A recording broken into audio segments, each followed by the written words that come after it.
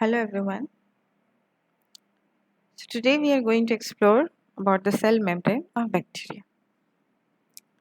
So the cell membrane, we all know, is present in both the prokaryotes and eukaryotes. Okay, the cell membrane is also known as plasma membrane, and also in some books it's known as plasma lemma.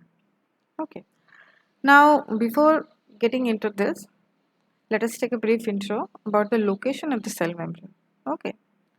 So this is how the bacteria looks under the microscope. Now if we enlarge it, we will be able to see the cell wall that is surrounding the bacteria, that is cell wall that protects the bacteria. If we enlarge this cell wall, we will see the composition of the cell wall somewhat in this manner. Okay, so there are several layers. First is the peptidoglycan layer, then periplasmic space, and then the cytoplasmic membrane or plasma membrane.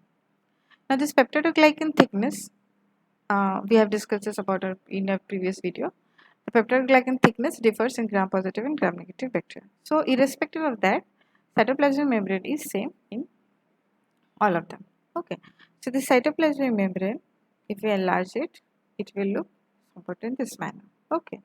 So here you can see that there are two layers of lipid membrane is there. So this lipid is phospholipid. Okay. These lipids are called phospholipid because it have phosphate groups attached with it. So this is the phospholipid. Since there are two lipids layer present, so it is called phospholipid bilayer. Okay. And this is how the plasma membrane looks like after the study. After the model was established, the structure is like this. Okay. So now coming to the scientists who have given the models. So this plasma membrane model was first given by two scientists, Danieli and Davson, in 1935. Now what they did, they named this model as a protein sandwich model, or simply it is also known as sandwich model. Why? Because in their study they found that the phospholipid bilayer is sandwiched between the protein layers. The proteins are above and below, and the phospholipid bilayer structure is stuck in between the protein layers. Okay, so that is what they found in their study, and they named the model as sandwich model. Later on, in 1970, other two scientists named Seymour Jonathan Singer and the scientist Garth L. Nicholson in 1970, what they did, they gave another model for the plasma membrane, which is commonly known as fluid-mosaic model. Now this fluid-mosaic model is widely studied, and till now it is studied in our microbiology. So this is the fluid-mosaic model they gave. So this sandwich model and this fluid-mosaic models are completely different from one another. This is widely acceptable model for fluid-mosaic. Fluid-mosaic model is widely accepted model for plasma membrane. And this was given by Singer and Nicholson in 1970. This is commonly known as Singer-Nicholson model. Okay. Now, why this fluid-mosaic model? So, fluid-mosaic model came from the two terms. First is fluid and the other is mosaic. So, fluid. Why fluid? Because they found that the membrane was fluid in nature. It helped the movement of the organelles and proteins to move from one place to another. So they discovered that the plasma membrane was not intact as it was found by Danieli and another scientist. So according to them, the plasma membrane was intact, it does not have any movement, and the bilayer is stuck or it's sandwiched between the two protein layers. While this theory, it says that it is rather fluid in nature. That means it allows the movement of the organelles and proteins inside and outside. Okay, so fluid, it has a fluid structure. That's why it is called fluid. Now mosaic means it's a collection of different types of molecules. So here the different types of molecules are proteins, glycoproteins, phospholipids, and other molecules. Okay, so from here the term mosaic comes. So hence the term fluid mosaic model was given to this plasma membrane by Singer and Nicholson, right? So this is the structure, and here we can see that the various types of proteins are embedded in the plasma membrane. It has a two layer and is various types of protein we can see that are embedded. Now if we look at it, now this is the plasma membrane. It has two layers. One is this layer, upper layer, lower layer, two layers. Okay. So there you can see that the tails are inside. So these tails are the non-polar tails, and the heads, this is the polar heads, these are facing outside. Okay, so the tails are heading inside and the heads are outside. If we enlarge one of the phospholipid, so we will find that the structure is somewhat like this. Okay, so it has a polar head which is hydrophilic in nature. It is made up of phosphate group and glycerol, and there are two tails which are non-polar tails, and they are hydrophobic in nature, and they are made of fatty acids.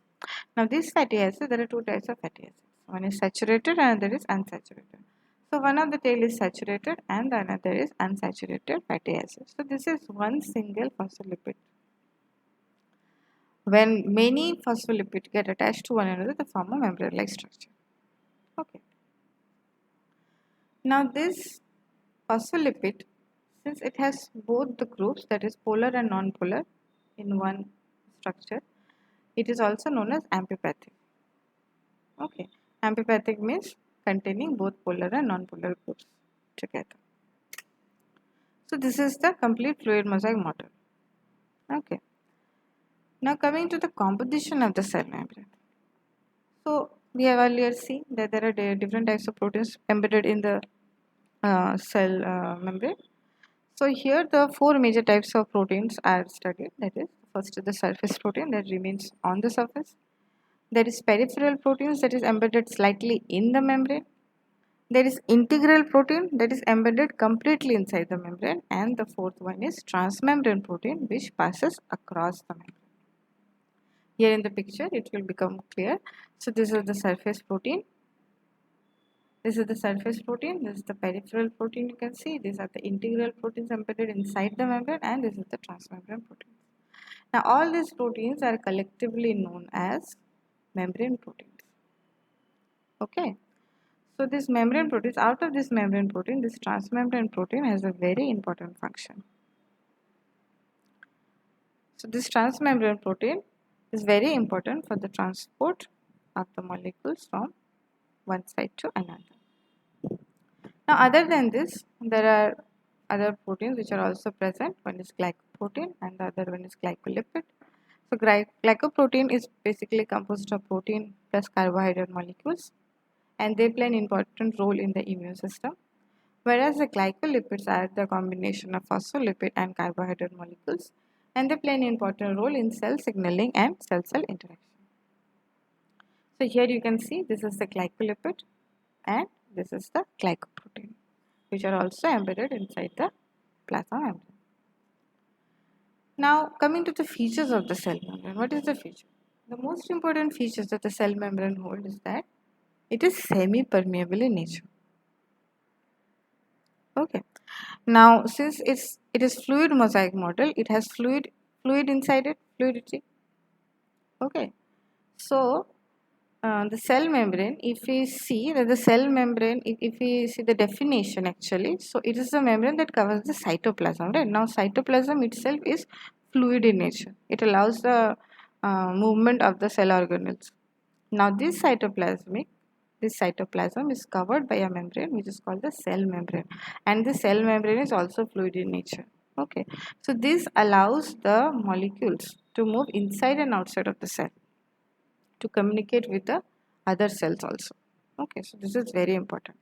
So because of this property, fluid property, the cell membrane is semi-permeable, and semi-permeable means it allows the movement of the important movement of the important molecules inside or outside it, and does not allow other molecules to get entry. Right. So therefore, it is the semi-permeable membrane. It allows the sum of the molecules to get inside, whereas blocking others.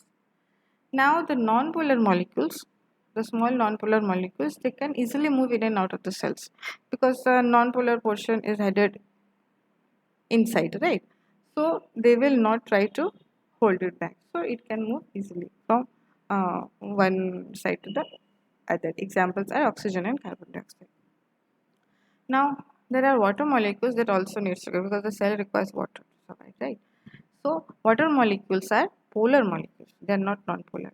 So polar molecules, they diffuse through the membrane but not very easily. Okay, they require some type of transport protein to take them from one side to another. So that protein is known as aquaporin. So this aquaporin protein, what it does, it transports the water molecules from outside to inside or from inside to outside. Okay, so aquaporin is basically required for the water molecules, for the transport of the water molecules. Now, other than this, what are the molecules that get transferred? There are ions. Now, ions, they are also polar in nature and they are highly polar in nature. Okay, so it becomes very difficult for the ion molecules to pass through the cell membrane. Ions like potassium, sodium, calcium. Okay, these are required by the cell membrane for their function, but they cannot pass through it. So, in order to take them inside the cell, so there are present channel proteins. The channel proteins are present. Okay, so these channel proteins are also known as ion channels, like sodium potassium channels. So what these channel proteins do? They transfer these ions not very readily, but in a slow manner they will transport it from one side to another when the requirement is there. Okay, so these are the channel proteins or ion proteins. Now there are other proteins also which are carrier proteins. Now, carrier proteins are required for the transfer of big polar molecules like glucose. Now, glucose is a big polar molecules. Okay, so to transfer the big polar molecules, carrier proteins are required. So, see, you can see that there are different types of proteins and their function is different. They transfer only some specific types of molecules only. Okay, now these carrier proteins they transfer big polar molecules like glucose through the transmembrane. Now, there are other molecules also which are present in the plasma membrane, and that is cholesterol. Cholesterol is also one of the molecules that is very important in the plasma membrane, plays a huge role. Now, this cholesterol is a different molecule and it contains, because it contains polar and non-polar, that's why it is different from the other proteins, just like the phospholipid. Now, since it has polar and non-polar, it is also amphipathic in nature. Now, this cholesterol, what it does, it acts as a buffer. It maintains the fluidity of the membrane. Okay, so the fluidity of the membrane is controlled by the cholesterol. So cholesterol is very important in the plasma membrane. Now there are other functions of this cholesterol also. Before that, you see, there is a condition that when the temperature increases, the fluidity also increases. Okay, so this is in general what happens.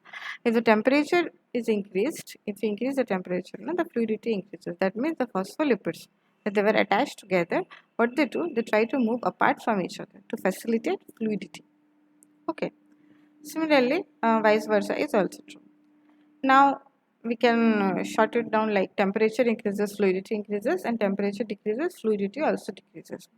So this condition makes the bacterial cell to eventually die. Okay, if the temperature is given, if the temperature is getting high or given little bit high temperature, then the phospholipids will get apart from each other and eventually the cell membrane will get disturbed and the bacteria will die. Okay, so in order to prevent this, cholesterol comes into action.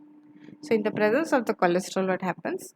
Cholesterol reduces the fluidity when temperature increases. What it does, it reduces the fluidity, decreases the fluidity.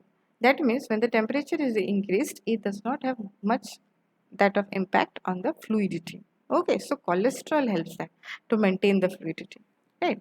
And opposite is the same. That means when the temperature decreases, the cholesterol increases the fluidity. So that if the temperature decreases, the fluidity will decrease in the general term, but if the cholesterol is present, the fluidity will increase. That means if the temperature decreases, the cholesterol prevents the bacteria from getting shrink. Okay, it will maintain the fluidity even when the temperature decreases so that it does not shrink and it does not die. Right. So cholesterol holds and relaxes the phospholipid as and when required. So we can say when cholesterol is present, temperature increases, fluidity decreases, and temperature decreases, fluidity increases in the presence of cholesterol. That is why this cholesterol molecule is important part in the plasma membrane. So these are some types of the molecules that are molecules and proteins that are present in the plasma membrane and their roles. So that's all for our plasma membrane. Hope you all have understood today's topic. If you have any queries, feel free to comment.